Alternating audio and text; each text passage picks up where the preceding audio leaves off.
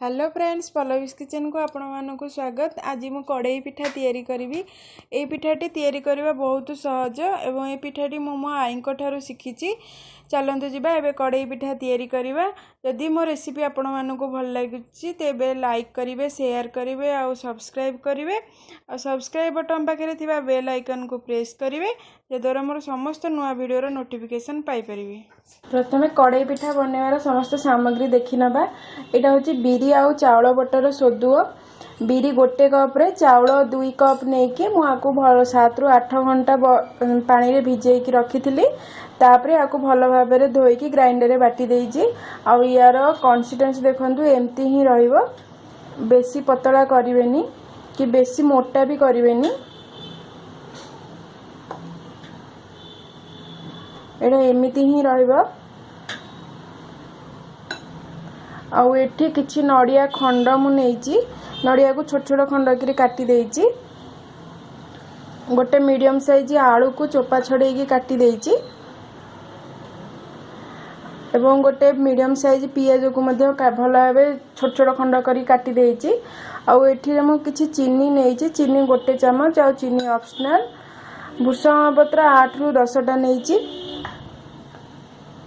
कंचा लंका गोटे नेइची। जदि आपण चाहंती राग अधिका खाते बे आउ गोटे कंचा लंका नहीं परिवे। आउ अदा एठी छोट छोट खंड करी काटी देइची। आ स्वाद अनुसार लूण नेइची। एबे चलंतु ए सब जिनिस को एथिरे मिसई दबा। तापरे नेक्स्ट प्रोसीजर को हमें जिबा। एबे जहाँ भी अच्छी एठी सब एथिरे पकेई दबा।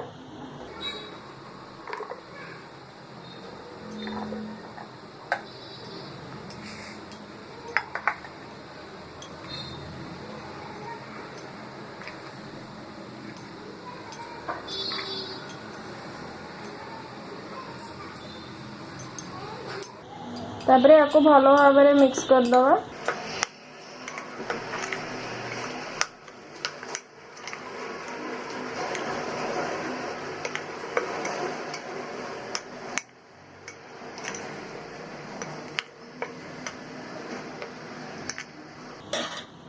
देखंतु एटा भल भाव में मिक्स हो जाइए। आपको 5 मिनट एथिरे रखी दबा। तापरे हमें नेक्स्ट प्रोसीजर को जिबा। एबे देखंतु एटा कड़ई पिठा माने एटा कड़ई रे ही हबो। तेणु कड़ई के मु फर्स्ट गरम कर देइची। आउ एथिरे 8 रु 10 चम्मच रिफाइन ऑयल देइची। आउ तेल टिके गरम हो गला परे आकु एम्ति चारिकर टिके बुलेई देबे।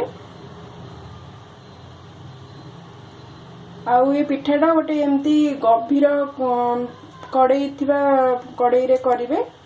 तो तेल गरम हो सला परे एम्ति चारिकर टिके बुलेई देले पिठाटा जेतेडे उठिबो तो उठिला बेल को सहज हम।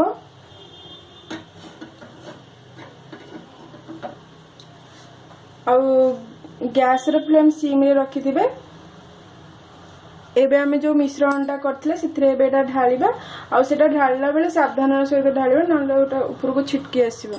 एबे देखंतु एथिरे मिश्रणटा को ढालिबा। ढालिला बेले सावधानर सहित ढालिथिबे।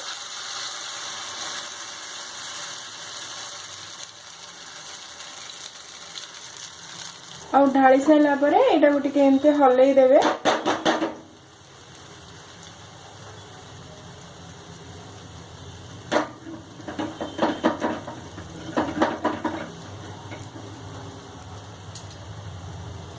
बर्तमान ये ठीक अच्छी।